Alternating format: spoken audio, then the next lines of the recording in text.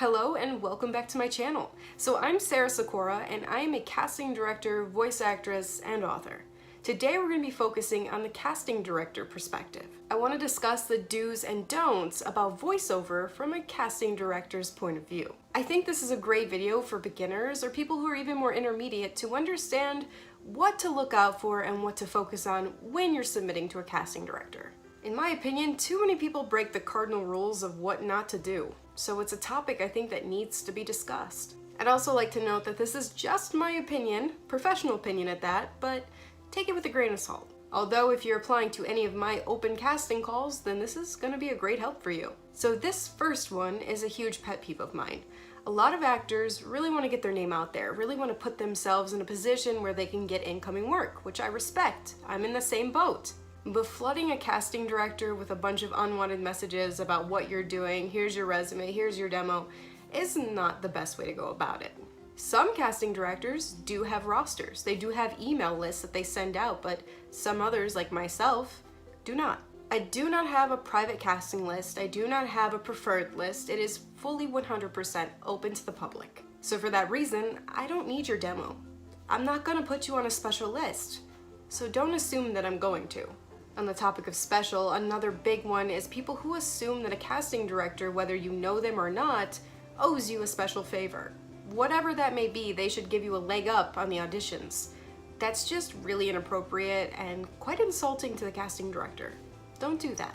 I know how excited people get about roles, but another big important thing is do not follow up with a casting director, bothering them for feedback, bothering them for constant updates on how it's going. It is not appropriate to do that. When a casting director is in the middle of a casting call, there are hundreds of emails pouring in, and having to deal with one particular person who's just very impatient gets a little bothersome. Another big one for me is dealing with actors that have no self-confidence in themselves or their ability to act. So they come across as very shy or timid, and when somebody is looking to hire someone to do a job, they want to believe that the person doing it is fit for the role. So if you don't even believe you're fit for the role, how are we going to believe it? So come across not cocky, but confident, like you've been doing this for a long time and you believe that you're right for the job.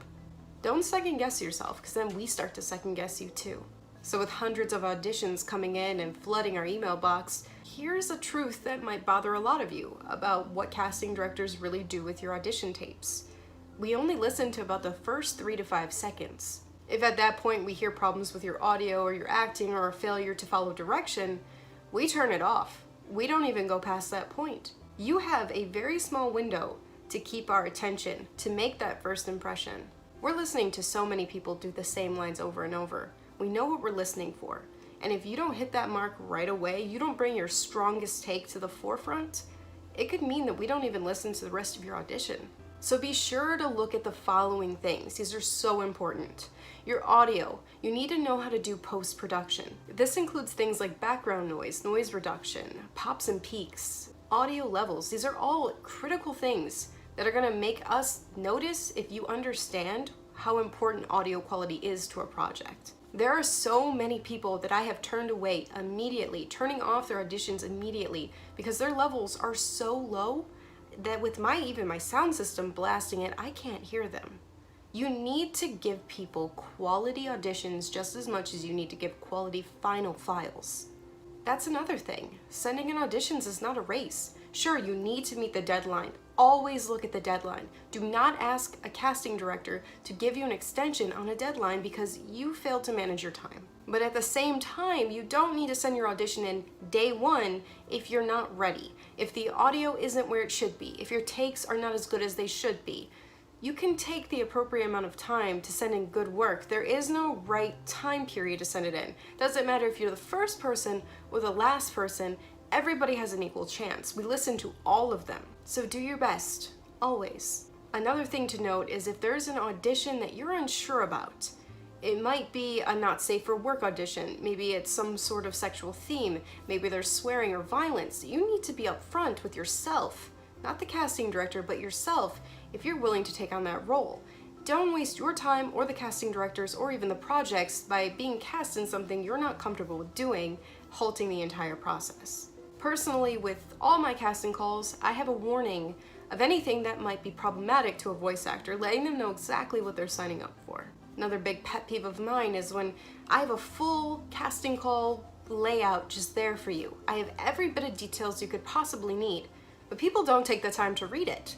They gloss over it and they send incorrect audition files by not following instructions in voice direction or actually how to format your file. I've asked so many times for 1 take per character, and sometimes people send me 3 to 5.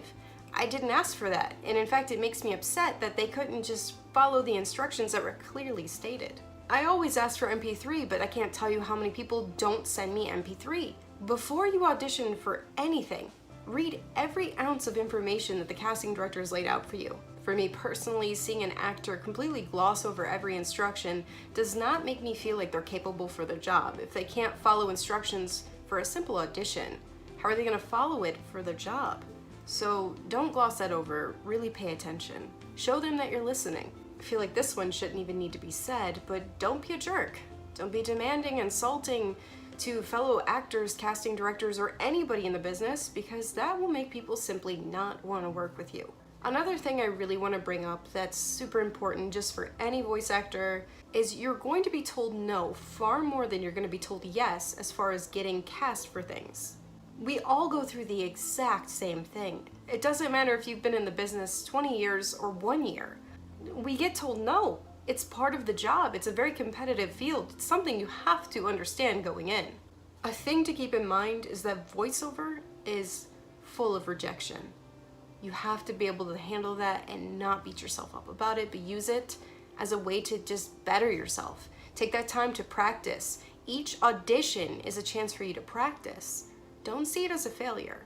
See it as another step toward the next role. Do make sure that you pick your auditions smartly. It's not always a smart idea to just audition for something because it's available. Sometimes you have to see a role and know that it's not in your age range. Maybe the accent they're asking you to do is not correct. Maybe the racial preference they have is not you. Maybe you should just not audition for that one role. Sometimes that's the right way to go and focus more on things that you actually fit the description. There were some questions on my Twitter when I mentioned that I was going to make this video that some of you wanted me to answer directly. So I'm going to do that for you right now. Simply Andrea is asking, is there ever an appropriate time for a VA to send over a portfolio CV when there isn't a casting call available? Or would it be better to wait until there is a need for submissions? What I talked about earlier in this video is do not send anything to a casting director specifically unless they're asking for it. If they're asking for people's personal demos and resumes to add to a roster or a mailing list, that is totally fine. If they're not asking for it, you're essentially soliciting to somebody who did not ask, and that can often be taken in a negative way. I would 100% recommend only doing that if they ask. She also has another question saying, are there certain standout traits that directors look for when casting a role? Experience, union or non-union, ability to do accents, etc. It really depends on what the role is. As far as non-union and union, I cast strictly non-union, but that varies from casting director to casting director. As far as accents, that matters if the character needs it. As far as experience, I mean, I do like my actors to have some experience. It is a very big plus, but they don't need to be in AAA games or anything extravagant to get my attention, no. I'm just mostly looking for someone who fits the voice direction that can offer me not only quality voice acting, the acting being emphasized there, but also someone who knows how to handle their audio and knows that the quality does matter. Kevin Cutlife asked, when not specified, is it best to assume to do more than 1 take for an audition? If it's not specified, I would say 1 to 2, maybe 3, pushing it at most is okay, but usually I think most casting directors do have their specifications in there. You just have to look. Make sure you always look, because if it's specified, like in my case, I usually say only 1, and I find somebody put 3 in there, it's very off-putting because they didn't follow instructions. So that is worrisome. I would love to answer more questions about anything you guys are wondering about casting director to voiceover correlations. Leave a comment down below if you have any, and I will make sure to answer them. Voiceover is a very elusive thing because there's a very tight-knit underground community, sort of. So unless you know people in it or you're in that community, it can seem like a very mysterious thing. How does it work? So I plan to make several more videos talking about not just the casting side, but the voiceover side itself, and how you can get your foot in and understand more in depth about what's going on behind the scenes. I hope you guys enjoyed this video, and as always, I will see you in the next one. Bye-bye!